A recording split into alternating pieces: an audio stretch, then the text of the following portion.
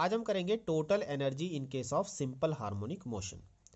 It is the sum of kinetic energy and potential energy. तो सबसे पहले हम पोटेंशियल एनर्जी को कैलकुलेट करेंगे। हम एक सिंपल हार्मोनिक मोशन को एज्यूम करेंगे for a particle of mass m, जिसका एम्पलीट्यूड होगा a और जो कांस्टेंट एंगुलर फ्रीक्वेंसी ओमेगा से ऑसिलेट कर रहा होगा। Suppose after time t the particle displace through a distance y।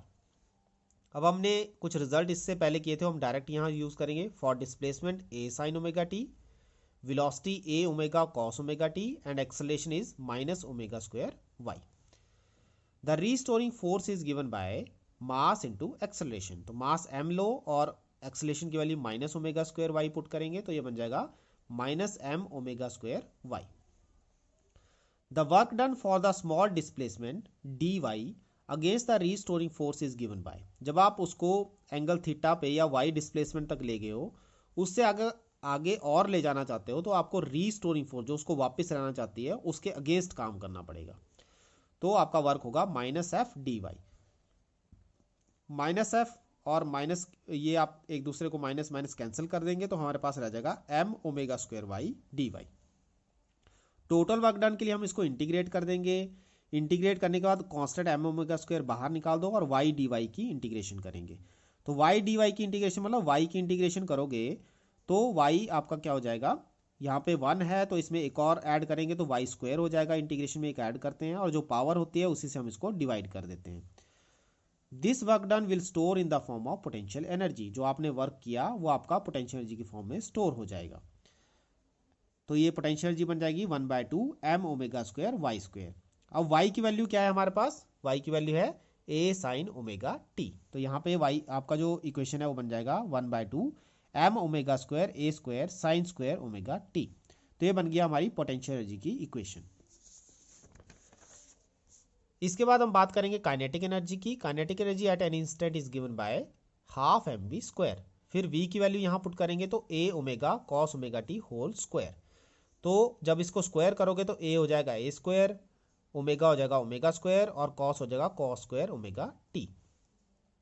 Total energy कितनी हो जाएगी, kinetic energy plus potential energy. ठीक है, तो काइनेटिक एनर्जी आ जाएगी 1/2 M A square omega square cos square omega T plus half M A square omega square sine square omega T. यहाँ से कॉस स्क्वायर और साइन स्क्वायर कॉमन जो term है उसमें से आपका 1/2 M A square omega square common आ जाएगा। ठीक है, तो ये आपको पता है cos square plus sine square होता है 1 के बराबर, तो ये आपकी वन टर्म 1 हो जाएगी। तो हमारी टोटल एनर्जी आ जाएगी 1/2 M A square omega square. ठीक है, तो इस तरह से हम निकाल सकते हैं total energy in case of simple harmonic motion.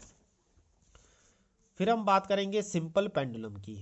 हमने इस आर्टिकल में ये प्रूव करना है कि जो सिंपल पेंडुलम जब ऑसिलेट करता है it will execute simple harmonic motion. ठीक है, तो इसके लिए हमें क्या करना पड़ेगा, हमें प्रूव करना पड़ेगा कि जो रीस्टोरिंग फोर्स है वो आपकी डिस्प्लेसमेंट के डायरेक्टली प्रोपोर्शनल रहती है।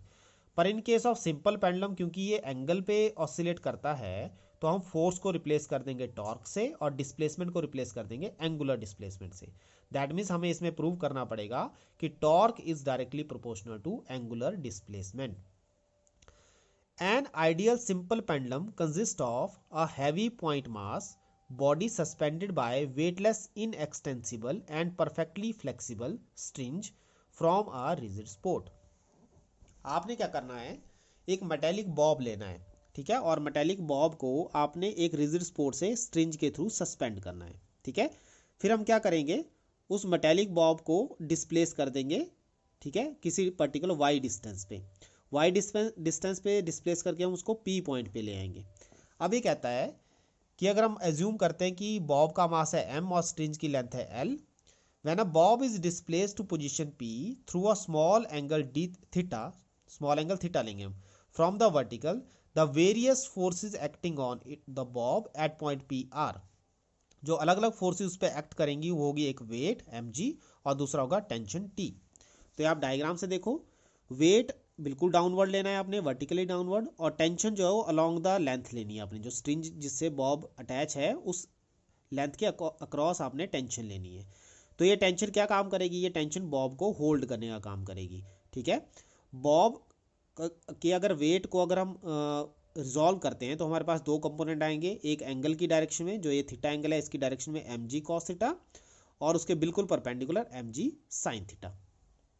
अब जो एम जी कॉस थीटा है वो तो बैलेंस करेगा टेंशन को, तो इनका तो रोल बस इतना ही रहेगा कि आपका पार्टिकल मूव ना करे, इससे ना ऊपर की तरफ ना नीचे की तरफ, तो टेंशन और M G cos theta equal होंगे।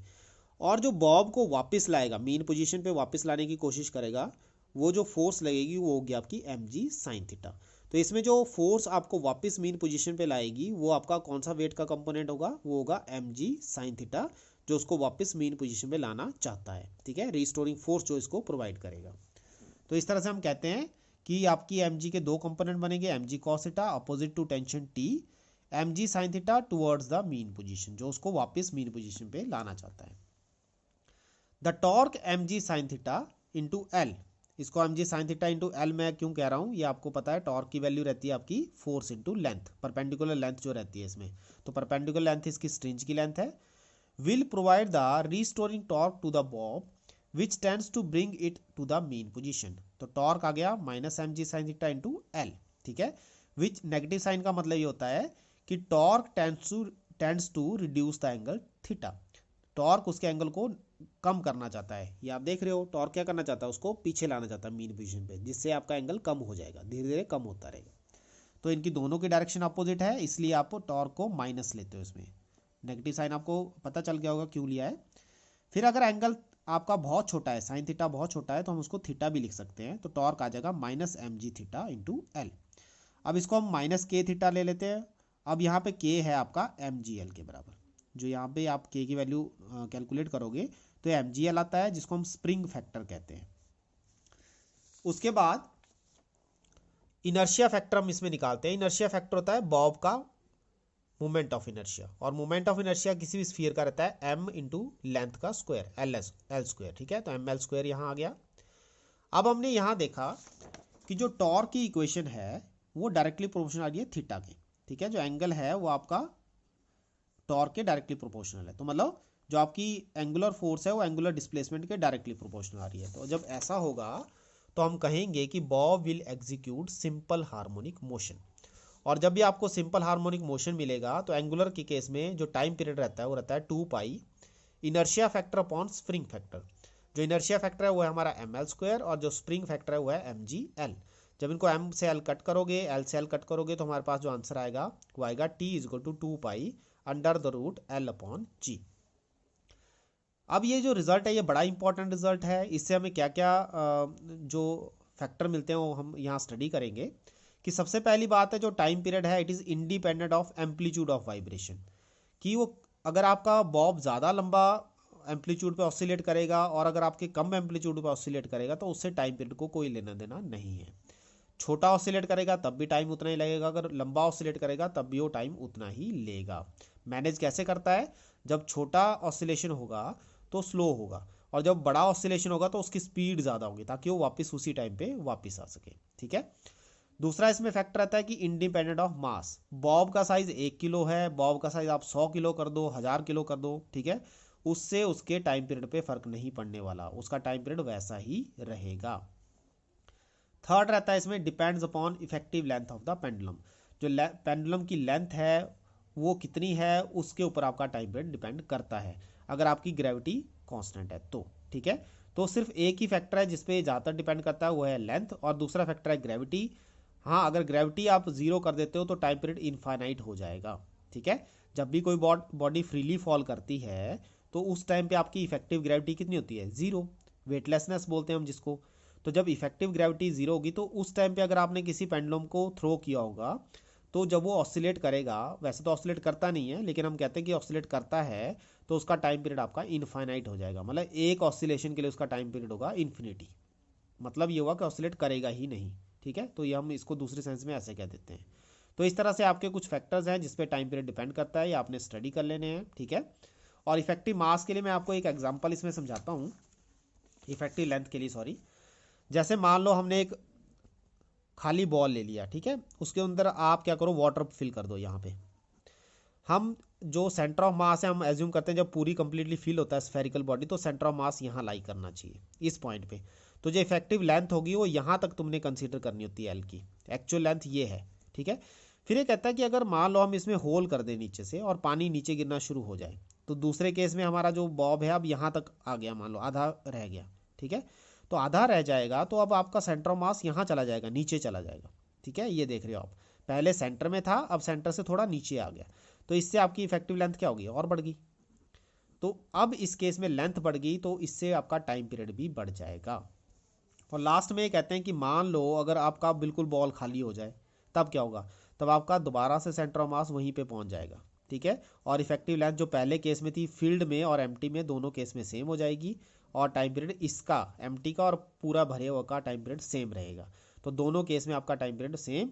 और जब आपका ये खाली हो रहा है, एम्प्टी हो रहा है, तो due to shifting of centre of mass आपकी जो इफेक्टिव लेंथ है वो बढ़ जाएगी, इफेक्टिव लेंथ बढ़ेगी तो टाइम पीरियड भी बढ़ जाएगा। तो एक एग्जांपल ये आपने देख लेना, बुक में भी दिया हुआ है, वहां से आप इसको स्टडी कर सकते हो।